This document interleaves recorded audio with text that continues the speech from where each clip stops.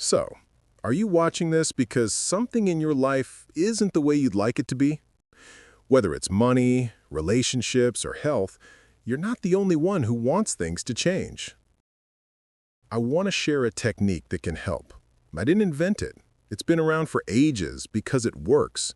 It costs nothing to try, but it requires one specific thing from you: effort.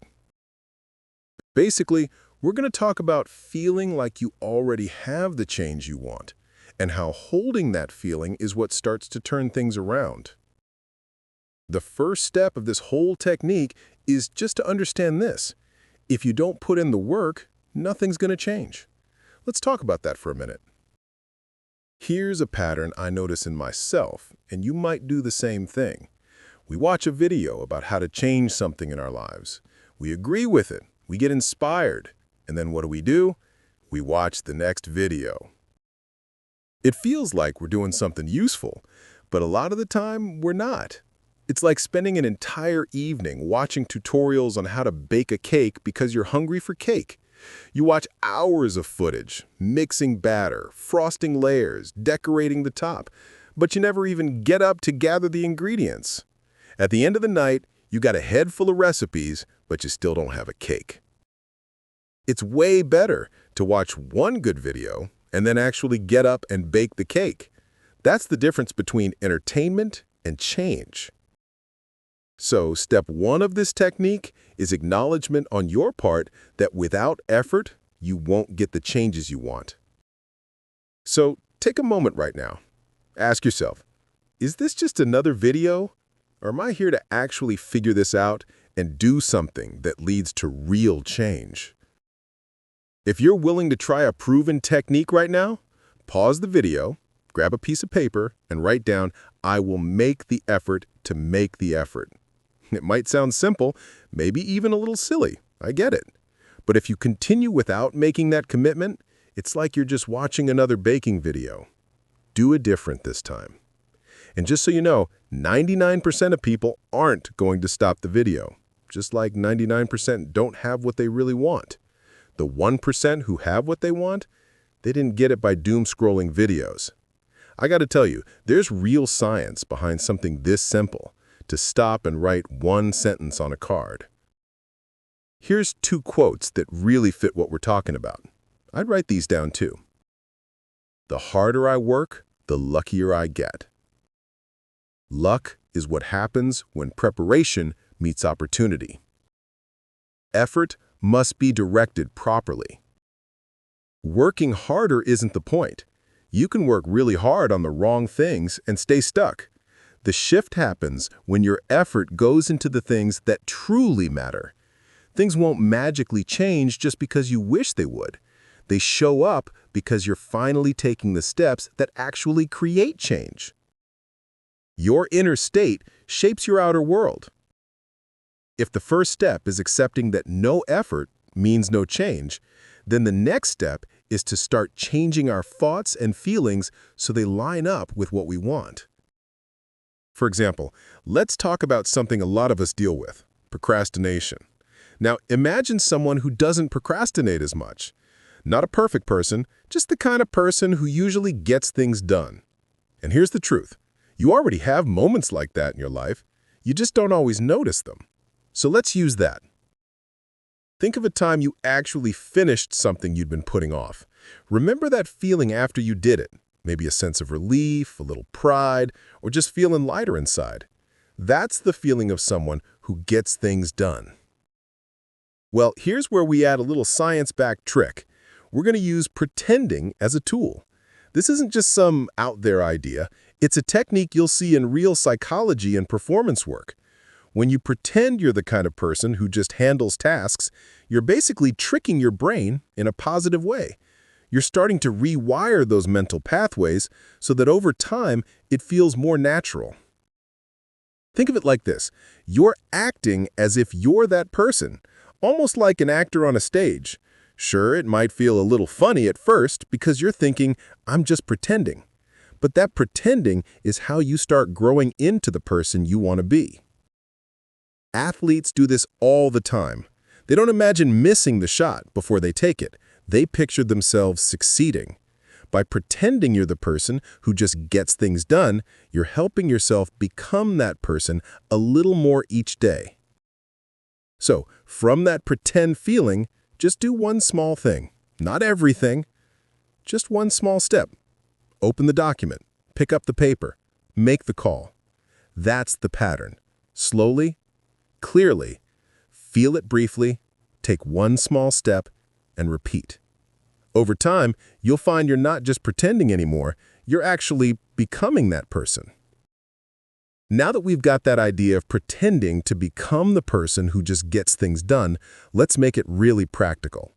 Whenever you're facing that urge to procrastinate, pause and ask yourself, what would a person who doesn't procrastinate do right now?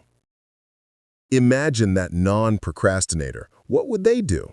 Maybe they'd pick up the paper, start reading it, and just begin. Maybe they'd open the laptop and type the first line. Now take it one step further. How would that person sit?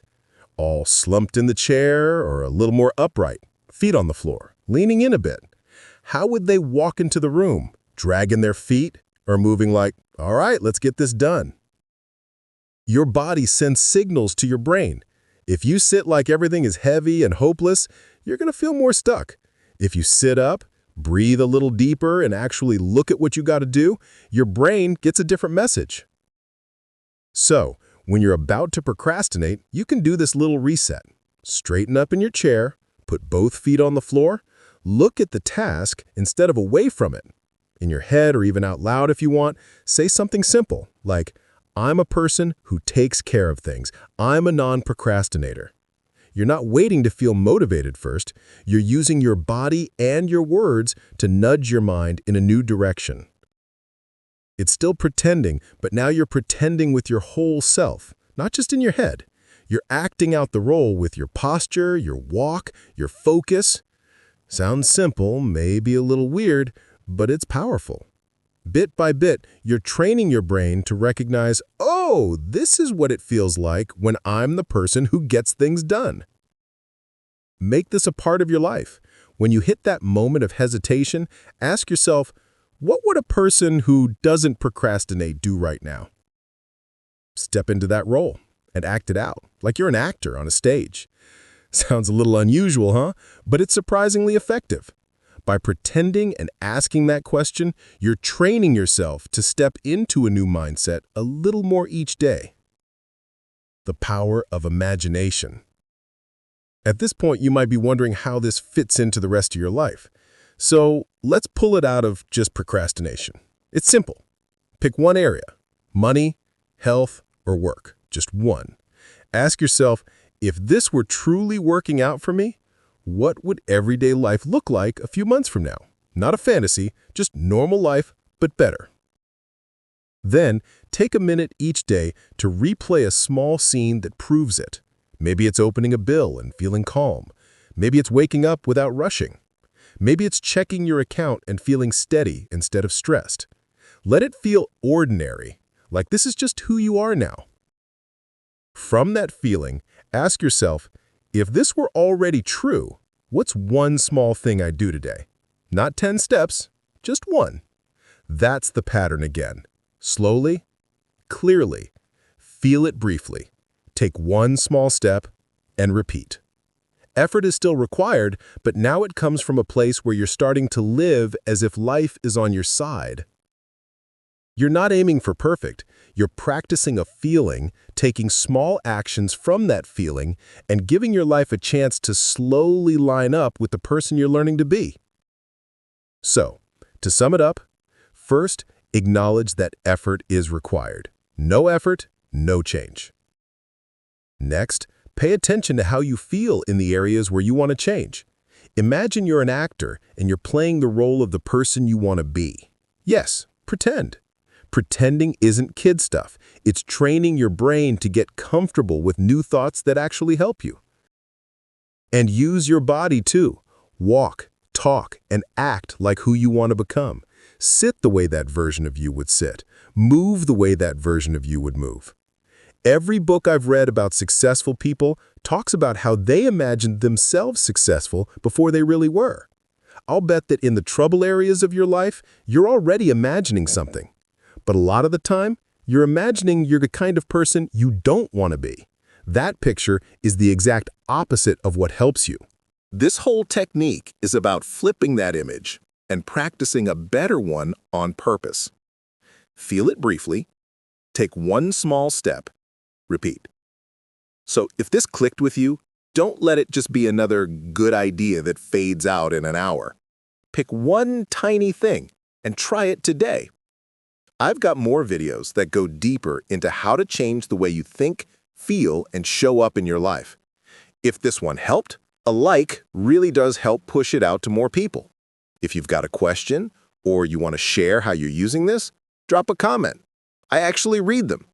And if you want to keep hearing ideas like this, consider subscribing so you don't miss the next one. In the meantime, remember, feel it briefly, take one small step, repeat.